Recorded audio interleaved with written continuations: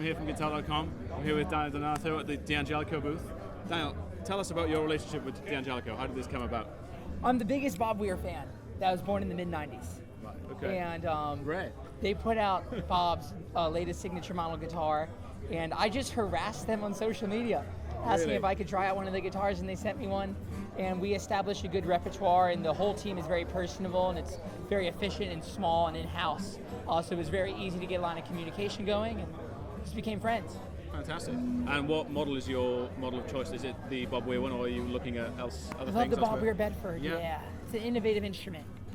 So are you using that? You recently put out Starlight, so have you been using that throughout that recording? Or? Yeah, that guitar's on that record. It's also on the live shows too to support it.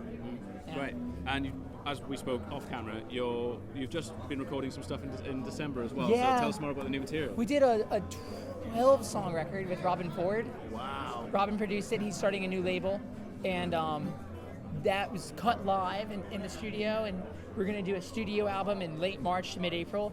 And we just announced a 32-show Cosmic Country Tour. That's a huge tour. Yeah. How do you feel about that? Is that daunting, or is It's a big life achievement. It's what I've always wanted to do. So. Yeah. So is that the aim? Is to just be known as a touring guitar player, or are you trying That's to? kind of what I am. I'm a live musician, you know. There's I feel like there's this big distinction now between live musicians and then like produced presentation music. Yeah. My thing's always been live, so I'm just trying to drive more into that niche. So is that why you find yourself in this world more than in the world of like NAMM and things like that? Because you see yourself as a live guy. Absolutely. Yeah. Yeah, very much so. So generally you're a Telecaster player though. We can see by your shirt as well, Danny Gatton fan. Danny's one of my big heroes. So how does that translate then with using D'Angelico guitars?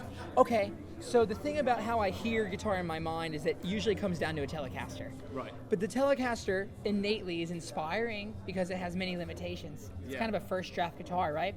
Like we live in a world of iPhones now. Yeah. And the Tele is like a pager, if you will, right? Yeah. So you need other sounds, you need other tones, and you need it to reach to where that guitar simply won't by design. And there's ample options on the market that'll do so, but the D'Angelico instruments are very smooth, and there's a very classic sound in them. They're not challenging at all to listen to, and the Tele is kind of that way as well. So they're just eerily similar to a time of yesterday, but they have efficiency of today. Okay, that's really interesting. So do you find yourself gravitating more towards a more versatile guitar now that you've used that? I do, but it's like my fans love when I play a Tele. Yeah. And I love when I play a Tele too, but it's like I kind of have two minds. Like I have like whatever the Tele wants me to do, and then everything else is not that. If that makes sense. Yeah, that makes sense. So do you find yourself you're pushing your playing in a different direction using something that's not a Tele? Do you find Always. Yeah. Tell us more about that. How to push my playing in a different direction? Yeah.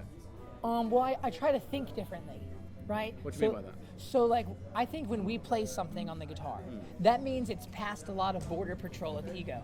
That means, like, we're really good at playing it. We know we won't mess up, right? And so it's like you're coming from this intuitive place of reflex. And I try to, right before that happens, before I go to play something, check it out here.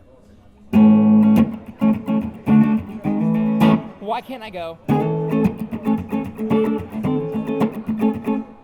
Things like that. So I'm trying to analyze things that I do on a reflexive, intuitive level and try to raise them up. Okay. Yeah. So do you find that the Telecaster holds you back from doing that? No, it's just the guitar in itself. Just the But guitar it's like itself. the tone, though. Tones like that. The D'Angelico, at least in the modern sense, especially when it comes to Instagram, we're getting all these guitar players that are doing like the. Yes. Yeah.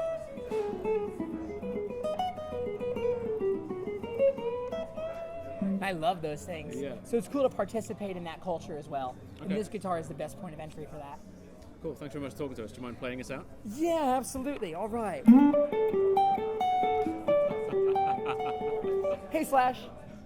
I also want to thank you guys for making me, I think it was number 5 in top 50 guitar players of the decade. Yeah, and our new breed. Yeah. That's our new breed. Yeah, that's that's awesome. it. I'm in my mid-20s now, so it's glad to hear I'm still a new breed. That is good. It's time for Guitar.com with Danny at the D'Angelico booth. For more from this, head over to guitar.com. Yeah, thank you.